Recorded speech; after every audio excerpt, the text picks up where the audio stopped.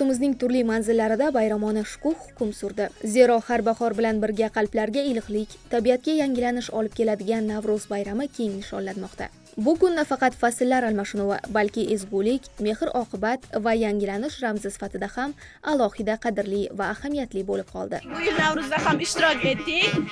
Hammasi yaxshi. Aqua kompaniyaga ham rahmat aytamiz. Hamma shu dekoratsiyalarni tashkil etishganiga kattakon rahmat, chiroyli hammasi. Ayniqsa poytaxtimizning ko'rkam maskanlaridan biri Tashkent City bog'ida Navro'z bayrami o'ziga xos tarzda tashkil etildi.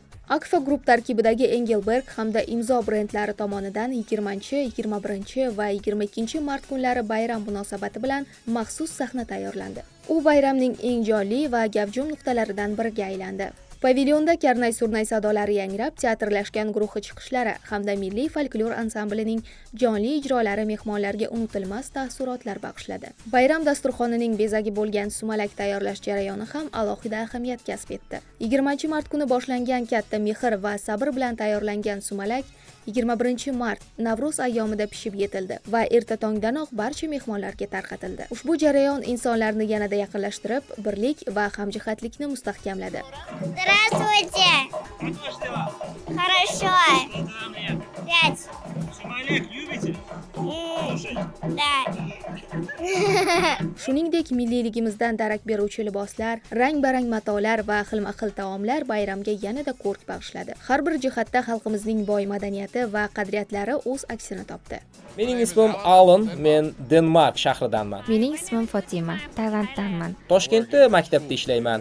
Menga bu yerning havosi va musiqasi juda yoqayapti.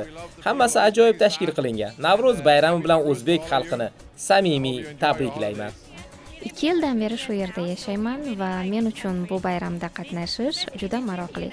Navro'z barchangizga muborak bo'lsin. Mening ismim Husayn. Men Erondanman. Bu yerga oilam va do'stlarim bilan kelganman. Biz bu yerda ishlaymiz. Shu bilan birga dam olishga ham vaqt ajratyapmiz. Navro'z Erondagi eng muhim bayram bo'lib, odatda 15 kun davomida nishonlanadi. Bu yer bizga juda yoqdi, muhiti Eronga o'xshash.